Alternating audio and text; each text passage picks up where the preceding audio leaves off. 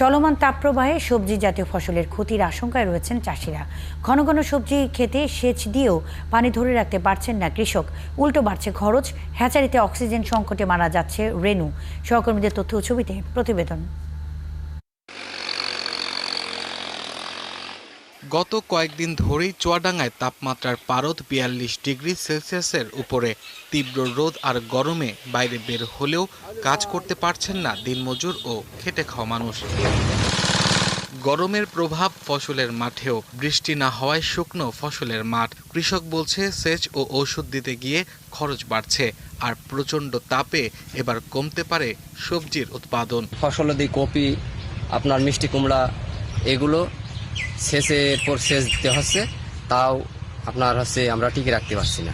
জমি রেডি করছে কিন্তু কোনো বৃষ্টির কারণে পাট বুনতে পারছি না। আবহাওয়া খারাপ, বীজ লাগছে বেশি, আপনার একটু খরচ বেশি হয়ে যাচ্ছে। বিকাশে কম খরচে ক্যাশ আউটের লিমিট বেড়ে 50,000, প্রিয় এজেন্টও 2টা। তাপপ্রবাহে চরম বিপর্যয় নেমে এসেছে যশোরের রেণুপোনা উৎপাদনে। বৃষ্টির অভাব আর মাটির নিচের পানির স্তর নেমে যাওয়ায় পানিশূন্য হয়ে পড়েছে পুকুরগুলো। এদিকে খরায় হ্যাচারিতে অক্সিজেন সংকট দেখা দিয়েছে, মারা যাচ্ছে রেনু। রুই, কাতলা, মৃগে, সিলভার, এগুলো উপরের মাছ, এটা সবসময় বেঁচে থাকে। এই মাছগুলোই বেশি অংশে অক্সিজেন চটকন মতো। অতিরিক্ত তাপদাহের কারণে মাছের পেটে ডিমও আসতেছে না, মেলেরও সমস্যা। নীলফামারীতেও কম আয়ের মানুষ বিপাকে। গরমে মানুষ কম বের হওয়ায় রিক্সা চালকদের আয় কমে গেছে। কেউ বেড়াচ্ছে না বাড়ি থেকে। কেউ যদি বাড়ি থেকে না বাড়ায় তাহলে তো আমাদের রিক্সা ভাড়া হবে না।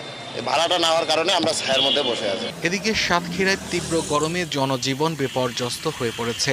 আবহাওয়ার পূর্বাভাস, সহসাই কমছে না গরম। মেঘ থাকলেও গরমের পরিমাণটা কমছে না, হিউমিডিটি অনেক বেড়ে গেছে। বেড়ে যাওয়ার কারণে অস্বস্তির পরিমাণটা তুলনামূলক অনেক বেশি হচ্ছে। এই গরমে রেললাইন বেঁকে যাওয়ার শঙ্কায় পূর্বাঞ্চল রেলপথে যাত্রী এবং পণ্যবাহী ট্রেন চলাচলের ক্ষেত্রে গতি নির্ধারণ করে দিয়েছে কর্তৃপক্ষ।